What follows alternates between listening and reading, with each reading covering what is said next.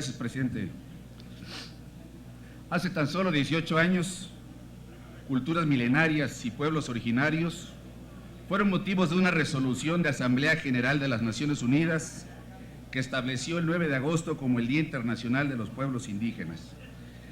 Siendo partícipes del siglo XIX, es necesario comprender que a más de 500 años de historia, del paso por las raíces prehispánicas, de la conquista, la colonización, la vida de los indígenas en el México independiente y el siglo XX han sido años de intensa lucha y debemos reconocer que lo que nuestro país necesita es no tener miedo, ese miedo a darle a nuestros pueblos originarios y comunidades indígenas lo que por tanto tiempo han luchado.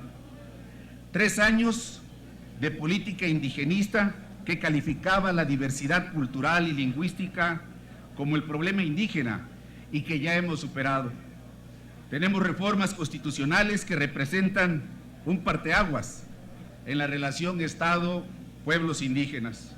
En 1992 se reconoció en nuestro texto constitucional que México es una nación pluricultural sustentada en su origen en los pueblos indígenas. En 2001, tras circunstancias sociales surgidas en territorio chapaneco, se plasmó en la misma Constitución el reconocimiento de los derechos de los pueblos indígenas. 2 años más tarde, 3 leyes dieron cuenta del interés del gobierno y sociedad en regular esos derechos. La Ley General de los Derechos Lingüísticos de los Pueblos Indígenas, la Ley de la Comisión Nacional de Desarrollo para los Pueblos Indígenas y la Ley Federal para prevenir y eliminar su discriminación. De entonces a la fecha, surgen y se consolidan instituciones garantes de estos derechos y responsables de encauzar el derecho integral de los pueblos indígenas, como la CDI, el INALI, dependencias especializadas en la SEP, la 4ª Visitaduría de la Comisión Nacional de los Derechos Humanos, entre otros, lo que fue seguido y algunas veces anticipado por un marco normativo que corresponde a las entidades federativas y los municipios. Por otra parte, tenemos en la ejecución de la norma y la aplicación de políticas públicas pertinentes la prueba de que son preferibles los hechos que cumplen con la ley a la ley que ordena, pero no se cumple en los hechos. El Plan Nacional de Gobierno 2013-2018 y el Pacto por México representan el interés del gobierno y de las grandes fuerzas políticas del país para combatir el ancestral rezago de nuestro desarrollo regional, esa invisible pero muy evidente frontera entre los estados del norte y los estados de la región sur-sureste. En respeto, reconocimiento y compromiso, lo que como herederos de una gran cultura milenaria debemos refrendar hacia ellos.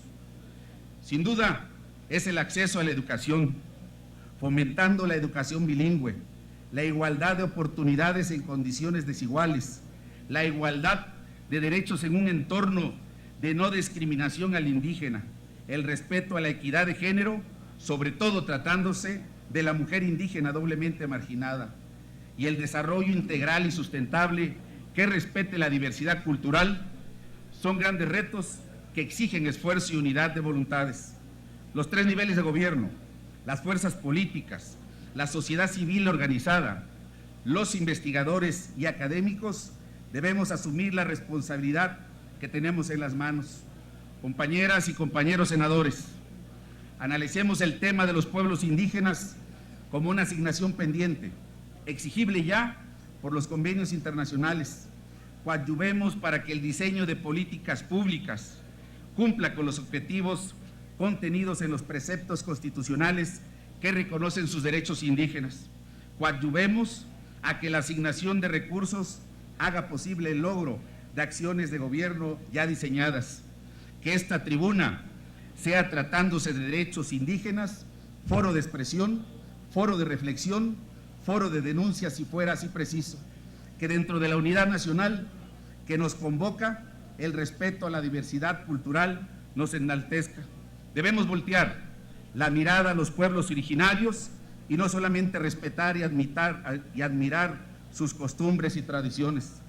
Debemos aprenderles en su organización la capacidad de resolver los problemas mediante el diálogo. Este es el momento de evaluar para construir políticas públicas que nos permitan crecer como la nación pluricultural que somos. Muchas gracias.